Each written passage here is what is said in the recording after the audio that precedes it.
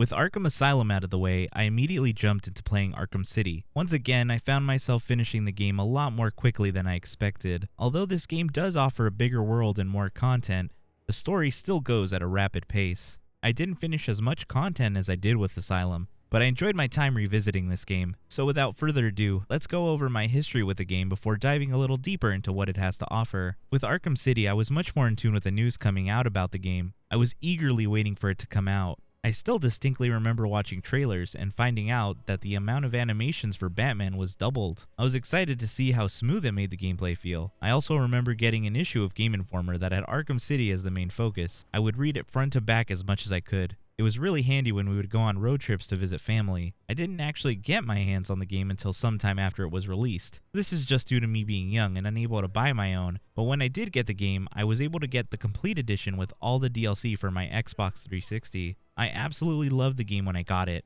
I could immediately feel how different the speed of the game was. It made traversing the world and engaging in combat much more fun. I think I spent more time in Arkham City than I even did with Asylum, yet I still never quite got 100% completion. I enjoyed just going back into the open world with many alternate costumes and creating my own scenarios while I took down henchmen. As with the previous game, this one let me know about villains I had seen but never really knew much about. I always liked Two-Face's design, but I didn't have enough experience with the character, and although he doesn't have the largest role, I did get to see a bit of what he was like as well as his gimmick.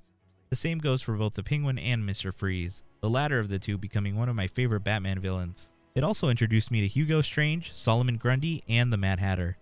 We also have a ton of other returning and new villains. Joker is back to make Batman's night a whole lot worse, accompanied by Harley of course. Victor Zsasz is out in the world terrorizing people. Riddler's out there putting an even crazier amount of riddles throughout the city and overall being more of a nuisance than before. And Bane is lurking around messing with Titan. Along the way, we also track down the villain Deadshot and Hush, whose face will be very familiar when we run into him. One of the other main villains that we meet is the Great Ra's al Ghul, who you may know if you've seen Batman Begins or watch a lot of Batman animated movies. He's not alone though, as he's also here with Batman's former love interest Talia al Ghul. All of these are very unique characters that helped flesh out the world of the Arkham universe. We'll get back to all of these characters when we talk more about the story and side content. The biggest change to the game has to be the jump from the relatively condensed Arkham Island to the much larger Arkham City. Previously in Arkham Asylum, the map was split into separate areas where you'd find the buildings you had to enter during the story. These were usually separated by small zones. Now with Arkham City, we have a large uninterrupted world separated into territories controlled by the villains occupying the city. These each have distinct looks that correspond to the villains themselves. You have an area controlled by the Joker, an area controlled by Two-Face, and an area controlled by the Penguin. Much like the previous game, you'll be going back and forth between locations as you gain more gadgets and progress the story. The game still has the same Metroidvania DNA, but just in a more open environment. You'll also find many side quests scattered throughout the city, along with many collectibles. I'm not gonna lie and say that I prefer the open world of Arkham City. I'm still a fan of the much smaller and focused world of Asylum, but I can't deny that Arkham City has its own unique charm that makes it fun to travel and beautiful to look at. It's nice to just sit atop a roof and look out across the world, seeing how these criminals have taken over this part of Gotham and made it their own. It's visually stunning. As for traversal, we're equipped with a grapnel boost to help us soar across the city quickly. Gliding feels much faster, and you can dive bomb at any time to get to the ground quickly, or to give yourself a speed boost. Now that we're starting to get into the actual gameplay, let's talk about the bread and butter, the combat. The combat in this game was hugely refined over the system introduced in Arkham Asylum. Moves come out faster, and counters feel even more seamless and satisfying. The overall speed of the combat is on another level, and the amount of enemies you'll be facing is much larger than that of Arkham Asylum. Even in the earliest moments of the game, you'll find yourself fighting massive crowds of enemies and having to keep track of what they're all doing. Countering is much more important in this game, and if you try to do New Game Plus like I did, then you'll be left without your counter indicator, making it even more important to watch the animations of your enemies. The addition of the quick fire for multiple gadgets really spices up the combat, especially when you earn gadgets like the freeze bomb and the stun gun. Your gadgets will also become more important tools to help you get through these crazier combat encounters, while also making you look even more badass than the first game. You'll also get access to beatdowns, which occur whenever you stun an enemy and start attacking them. This sees Batman going absolutely beast on an enemy. You obliterate them, and it is extremely fun to do. Not only are you playing as a much more powerful Batman, but you also get the chance to play as Catwoman in the story mode, Robin in the DLC campaign, and Nightwing in the challenge mode. Each of these characters comes with their own unique set of gadgets and combat styles. Catwoman is much more agile, and her weapons are focused on tripping enemies up. Robin is very similar to Batman, but he has his staff to really make him feel unique. Nightwing, one of my favorite Batman universe characters, has his Escrima sticks, or Escrima sticks. I'm not actually sure how to pronounce it. We can't talk about combat without mentioning the enemies you'll be fighting. Returning from Asylum, we have your basic thugs and your assortment of weapons. They have bats, pipes, stun batons, knives, and other sharp weapons that function basically the same. Knife-wielding enemies are handled a bit differently than Asylum. Previously, you had to stun them to damage them, but now they can be hit like a regular enemy. Instead, when you dodge them, you have to keep holding your counter button to avoid their many swipes. Once you receive the knife takedown upgrade, you have to press the counter and let it go between their swings to automatically take them out. This is very difficult, and I haven't really mastered this yet, so I don't get to do it often. In addition to the regular thugs with sharp objects, we also have the League of Assassins. These enemies are faster and trickier than the normal ones. You still avoid their attacks in the same way, but they can vanish sometimes when you attack them, repositioning themselves on the battlefield. Some regular thugs will also start carrying shields. They can't be damaged unless you stun them and then jump on top of them to smash their shield. Trying to hit them when their shield is up can completely ruin your combo, which you don't want. After you make them drop their shield, they can be handled like everyone else. But any enemy can pick it back up unless you destroy it. This is one of the nicer upgrades where you can actually destroy any weapons being used by an enemy instead of taking them down. It's useful when things get really hectic. We also have enemies with armor. They act more similarly to how the knife wielders did in the first game. You have to stun them to damage them, but this time you do a beatdown to take them out. This can be tricky when you have a bunch of enemies trying to attack you while you're beating the armored ones down. Occasionally, a Titan enemy might make an appearance, but they're not very frequent. They have similar attack patterns to the first game, but to hurt them you have to do a 3-hit stun instead of making them run into a wall. This allows you to hit them and then ride them to attack other enemies. You have the ability to do a Titan charge or a shockwave to knock enemies down. Our other large enemies are the Abramovici twins. Joker and Penguin each have one of these guys as their henchmen, and they don't flinch when you attack them. Your attacks on them are similar to beatdowns. You have to do quite a bit of damage to them before you take them down. This can be tricky because enemies love to rush you at all times. Having this wide variety of enemies makes fighting a lot more interesting.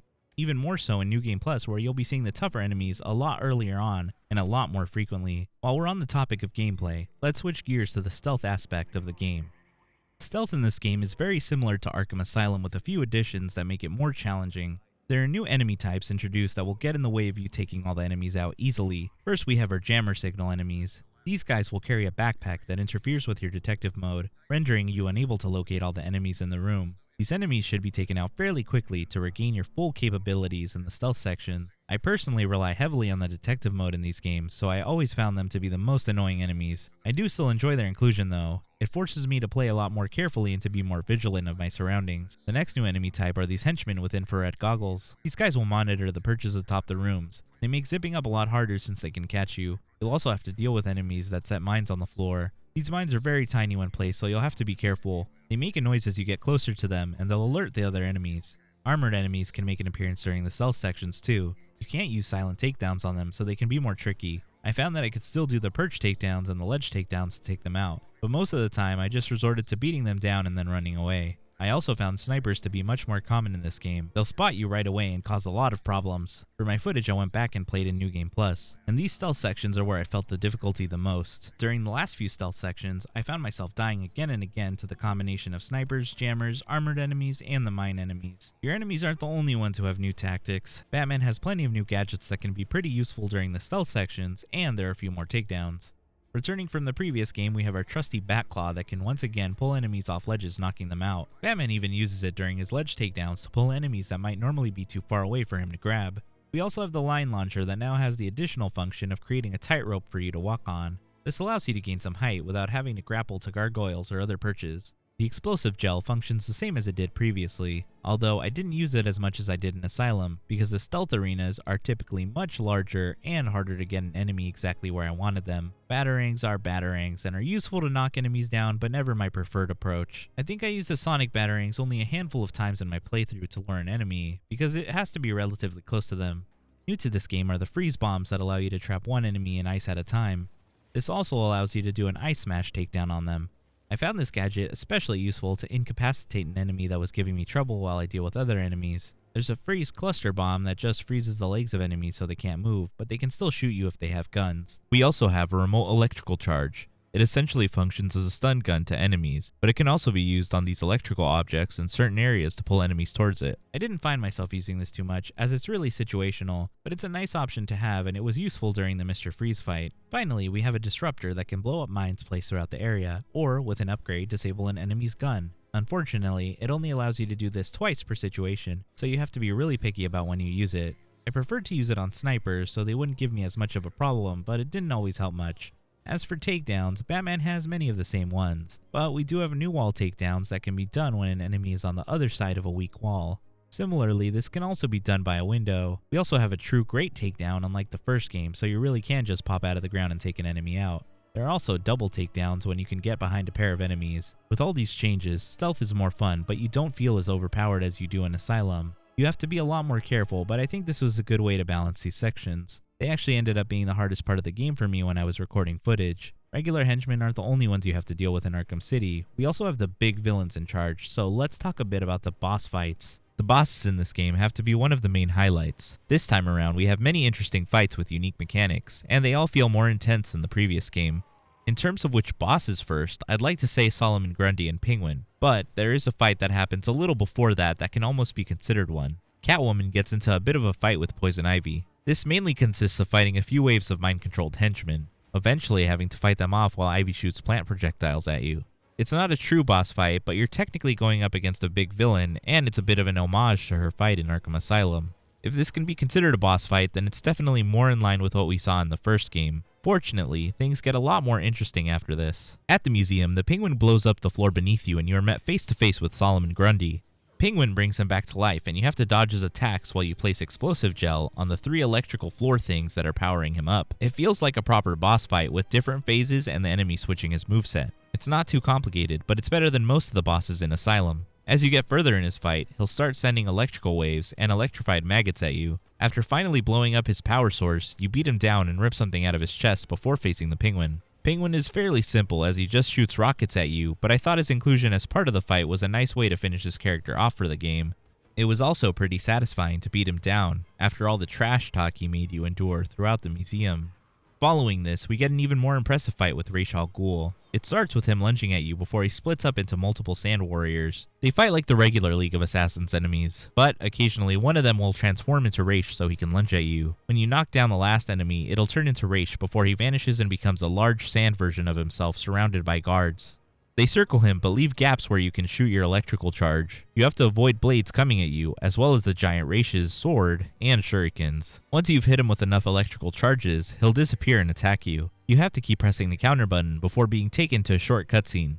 After this plays out, you'll find yourself back in the sand arena where you'll be jumped by a bunch of sand warriors. You can counter them all, but I occasionally had some trouble with this. There's a lot more enemies here than in the beginning of the fight, so you have to be much more careful. This second phase ends similarly to the first one where you fight the giant sand version of Ra's and then counter him. This time, however, you start to beat him down.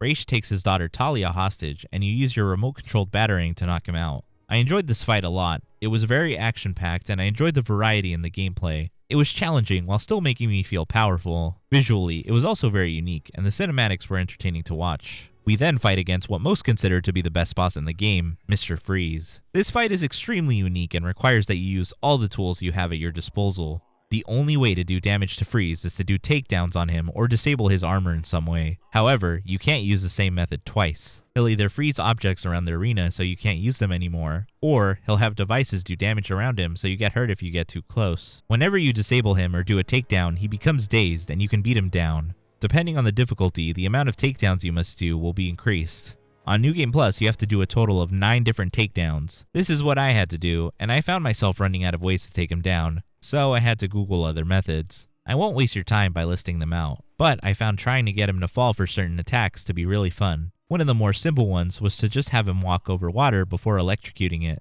Close to the same area, you can also use your electrical charge to have him magnetically pulled away. I fully understand why everyone praises this fight so much. I think it's really fun to try to figure out what ways you can hurt Freeze, while there's the added layer of suspense from him chasing you down.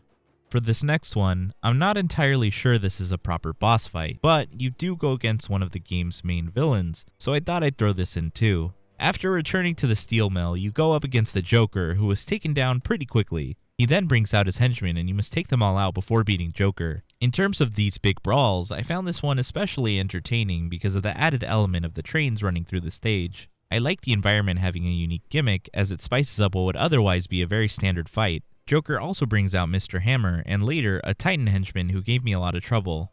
I found myself losing a lot and really trying to take out Mr. Hammer before the Titan showed up. This fight really put my combat skills to the test by throwing everything at me and I found it fun. Before we fight the true final boss, we have to wrap things up with Hugo Strange. He watches you as you try to take out his henchmen in one of the harder stealth fights. If he sees you, he'll call you out and give away your location. The arena itself is also very small and doesn't offer too many high areas to attack from. In fact, all the gargoyles are outside, so I only ever use them to escape. This one gave me particular trouble just due to the size of the arena. This is one of the fights that frustrated me the most, especially since I had to go through an even harder stealth section right before this one. It took me a few tries, but I still found this to be a relatively underwhelming fight. For all the build-up they gave Hugo Strange throughout the game, it was pretty disappointing. After doing this, you go up against the true final boss, which is Clayface. This fight is similar in many ways to both the Ra's al Ghul and Solomon Grundy fights. The first phase sees Clayface doing big swipes at you that you have to avoid. Using the freeze blast is crucial here to do damage. Once you've done enough damage, Clayface will freeze, and you pull out Talia's blade from his back and begin to beat him down with it. He'll then turn into a giant ball that you can lead to one of the 4 explosives around the arena to do some big damage. Once you freeze him and chop him up again, you'll enter the second phase. Now you fight a Clayface puddle in front of the Lazarus pit. Clayface periodically releases clay soldiers that you have to fight while avoiding his attacks. When Clayface has his mouth open after shooting clay at you, you must throw in a freeze blast. This will give you the chance to dive inside of him and cut him from the inside out. I liked that Clayface had a wide pool of moves, but I found them very difficult to avoid. As the last boss, I think it was much more fun than the Joker boss at the end of Asylum, but I think it could have had a little more spectacle. I do think the story surrounding this fight is good and was a decent payoff for what was set up in this game. Really, it only feels a little underwhelming in comparison to some of the other bosses we got to fight, especially the Mr. Freeze fight. There is one more boss fight after you beat the main story. It acts as the last mission for Catwoman, and sees her going against Two-Face. At first glance, it looks like you have to take his henchmen out one by one while also trying to do takedowns on Two-Face. This is how I previously completed the boss fight on my first playthrough as well as my Steam Deck playthrough. But this time I got so tired of dying that I decided to keep hitting Two-Face, and it actually completed the boss. This was pretty anticlimactic, and honestly, I can't believe you can just rush it like that. But it can be pretty difficult if you do it the intended way. It has always taken me multiple tries because Catwoman just doesn't have access to as much gear as Batman, and she has less health even with upgrades. Overall, if we put this boss against all the other ones in the main game, it's definitely the weakest one. Specifically, only if we include what I would consider actual boss fights. Two-Face's fight is not different to any other stealth sections, and there's not many unique mechanics. Being able to just beat him and automatically complete it also hurts it, as it can be the quickest boss. I'll talk about the DLC boss when we get to its own section, but overall the bosses in Arkham City are leaps and bounds better than those in Asylum. They're more interesting and they feel like proper epic fights. Bosses aren't the only way you'll run into villains in this game.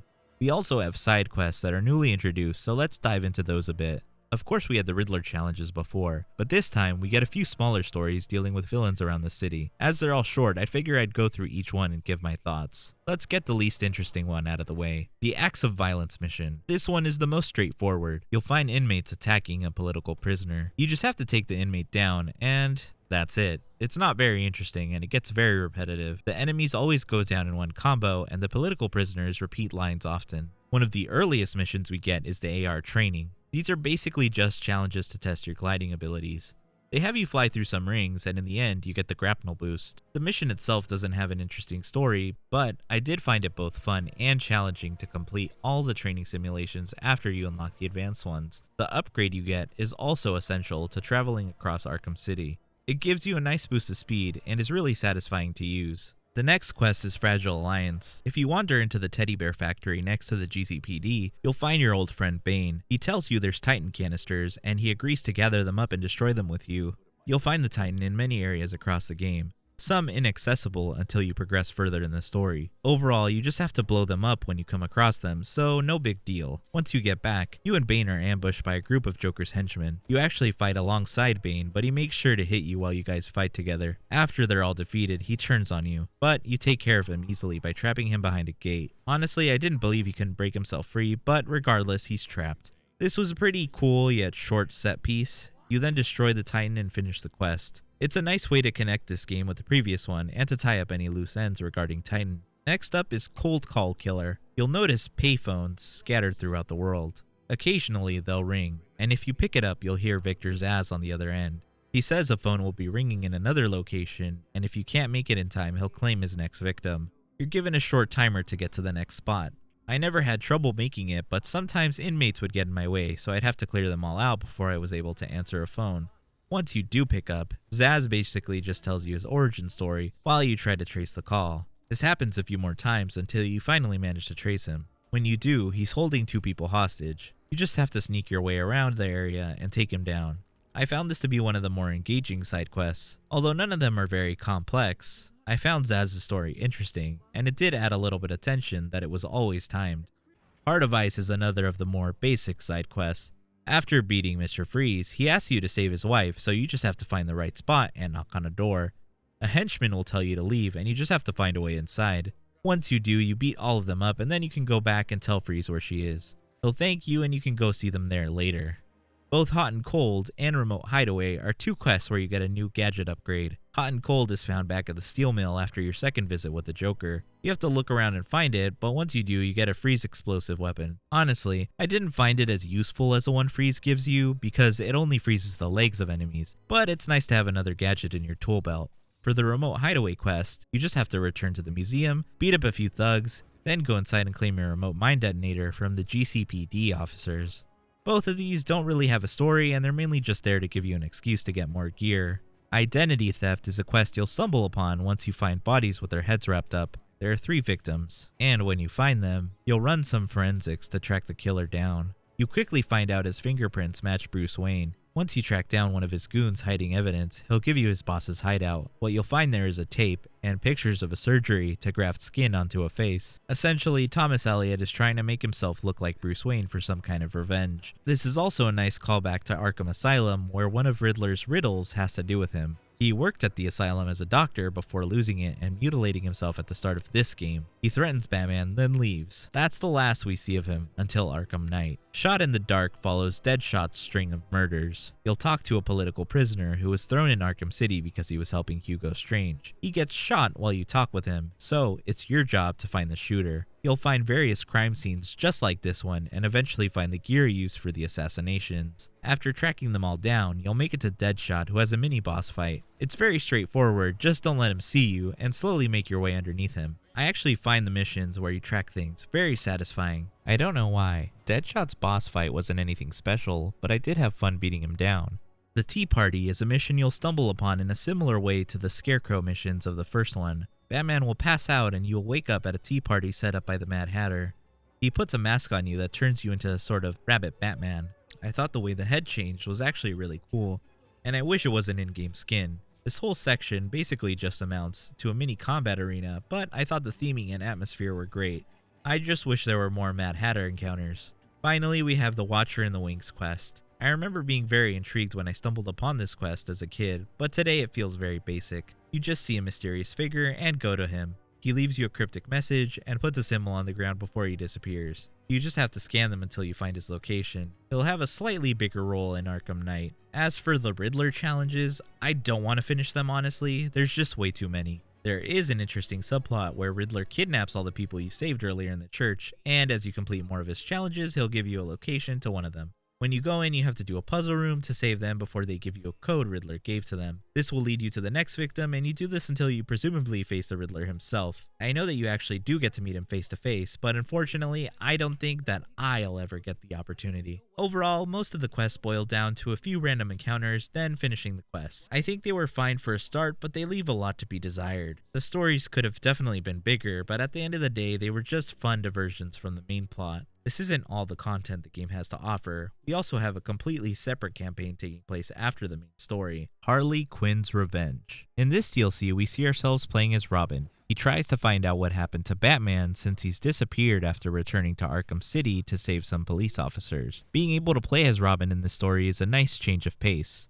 His fighting style is similar, but very different to Batman's, and he even comes with some unique gadgets. You'll find yourself in both combat and stealth scenarios, as well as dealing with a few puzzles that utilize Robin's tools. This campaign isn't especially long, and it's not very difficult. I was able to finish it in under an hour, and I felt the amount of enemies per room was smaller than the base game. I liked what I played of Robin, but part of me wishes it focused entirely on him. At some point, you switch to Batman's perspective, and I would say about half of the overall DLC is played as Batman. Speaking of Batman, I did want to bring up something I noticed. Throughout the DLC, Batman is much more reserved than normal. Something in his voice feels off. You can really tell that the Joker's death at the end of Arkham City is really affecting him. He feels darker and more somber when he's talking to himself or any other characters. Although he's normally quick to leave, there's something different about the way he acts. Even Commissioner Gordon notices it and asks Robin about it. Going back to the gameplay, Robin has significantly less gadgets. Like Batman, he has explosive gel, smoke bombs, his own version of batarangs, and a grapple hook. His grapple hook is slightly different, as instead of pulling things towards him,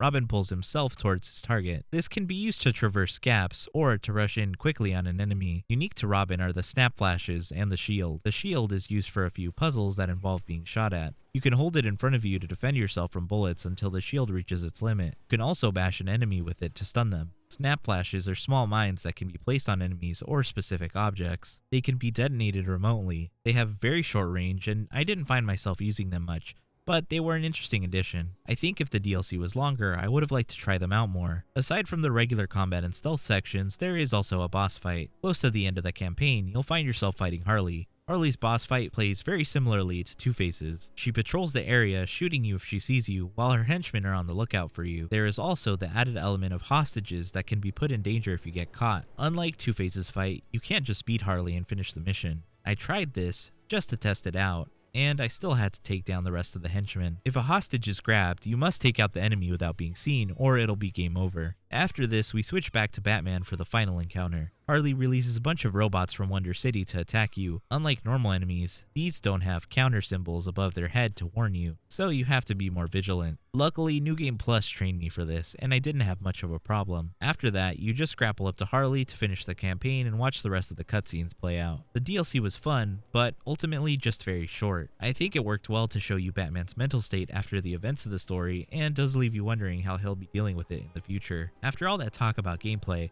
I'd love to give yet another very brief recap of this game's story. I felt like this one went by a lot quicker than Asylum, yet more happened somehow. I've already given away the big ending to the game, but it's still an entertaining story even if you know where it's going. It's also very important to the final game, so without further ado, in the Game of the Year edition, the story starts with Catwoman trying to break into Two-Face's safe. After taking out his henchmen, Catwoman is caught by Two-Face himself. The scene cuts and we're taken right outside of Arkham City. This is a large section of Gotham City that has been converted to a prison by former Arkham Asylum warden Quincy Sharp. After becoming mayor, he throws many criminals in, along with political prisoners, and puts Hugo Strange in charge. As Bruce Wayne holds a press conference denouncing the existence of the large prison, he is captured by a private military group called Tiger. Bruce Wayne awakens to Hugo Strange telling him that he knows he is Batman, and that now that he is captured, something called Protocol 10 can begin. Bruce tries to escape, but he's taken outside with two other men. He is released into the prison, where inmates immediately start attacking him. Before long, he is face to face with the Penguin. Bruce takes down Penguin's men and releases himself from his cuffs.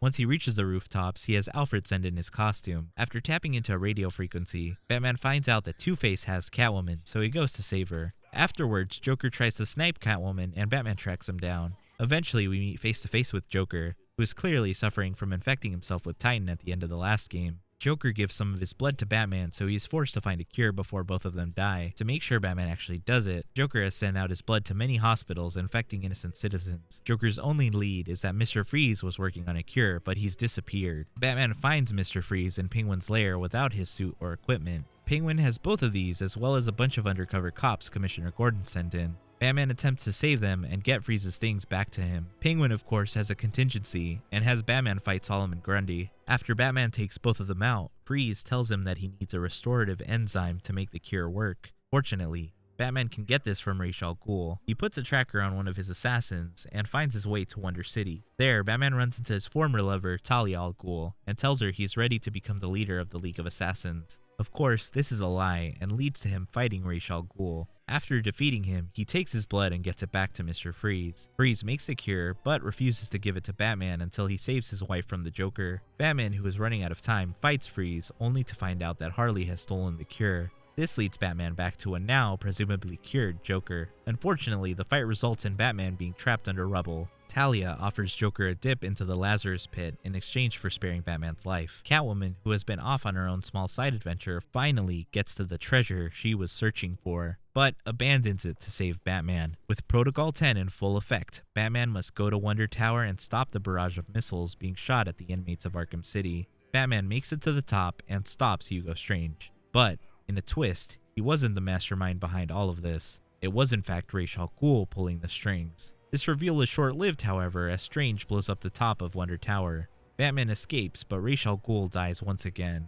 Of course, this isn't going to be permanent, so Batman turns his attention to Joker, who has Talia hostage. Batman gets the Joker and finds out he was a fake all along. The real Joker is still sick, and the fake Joker was Clayface. This reveal comes with the tragic death of Talia, but Batman can't mourn as he now has to fight Clayface and get the cure back. After winning the battle, Batman finally drinks the cure and considers giving it to Joker. Joker, however, stabs Batman, making him drop it. Batman tells him that he would have still given him the cure. Joker laughs as he slowly dies, and Batman carries him out, putting him on top of a police car before leaving. Harley Quinn's revenge deals with the aftermath of Joker's death. Harley is in mourning and has captured Batman. She plans to suffocate him in a ball being held by a giant statue of the Joker. Robin comes in to save him, successfully doing so before Batman comes face to face with Harley. He takes her down and saves her before the building explodes. He is afraid she has killed Robin, but fortunately he made it out safely and saved all the police officers she had captured as well. Batman leaves without another word, clearly deeply scarred by the loss of Talia and the Joker.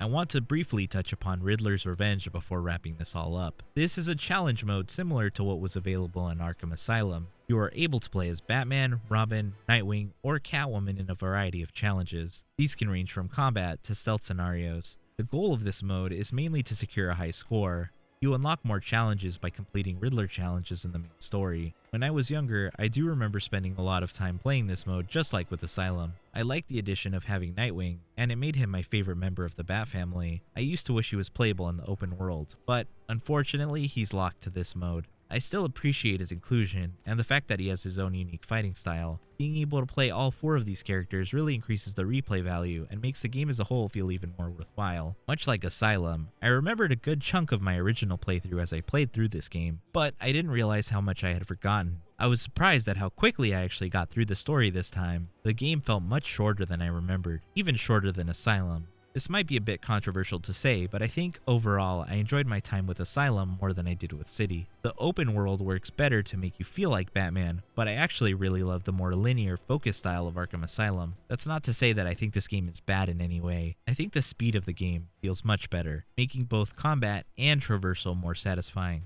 Actually being engaged in the gameplay of this game feels much better than Asylum. I can't deny that. Having side quests is a welcome addition, and it allows smaller villains to have a role without getting in the way of the main story. I like that both regular, combat, and stealth missions have more depth in this game, and had me thinking a lot more than in Asylum. I think the main story in Arkham City isn't as strong as that of Asylum. I found Asylum's story perfect, except the final boss.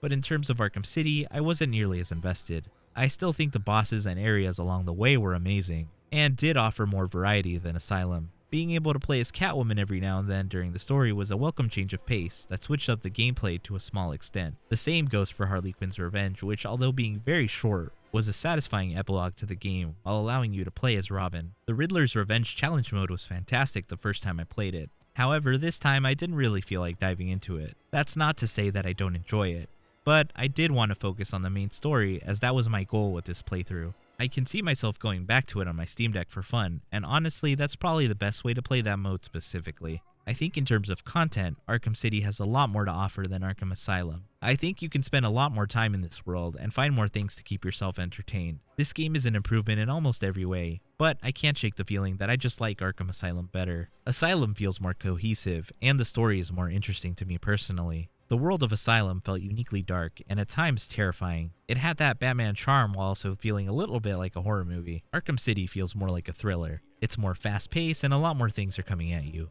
It feels less like Batman enduring an onslaught of monsters and more like Batman rushing to stop what's going on in the city. At the end of the day, Batman Arkham City is still what I think a sequel should be. It builds upon what Arkham Asylum created. The combat, stealth, boss fights, and amount of content are all better than what Asylum offered. It gives you more of what you loved in the first game while also trying something new. I think it really succeeds in what it's trying to do, and I can easily see why this can be considered someone's favorite Arkham game. I don't want to do any number scores for this series, but I couldn't give any of the Arkham games less than an 8, as far as the ones I've played, that is. I'd love to hear what you have to say about Arkham City in the comments if you played it. If you haven't, I highly recommend it, and please let me know if I convinced you. I hope you all have a wonderful day, and I look forward to giving Arkham Origins a shot for the first time. Thank you for watching. And please make sure to share this video if you liked it. Likes and comments are also useful so more people can hopefully see this video. Thank you and have a nice day.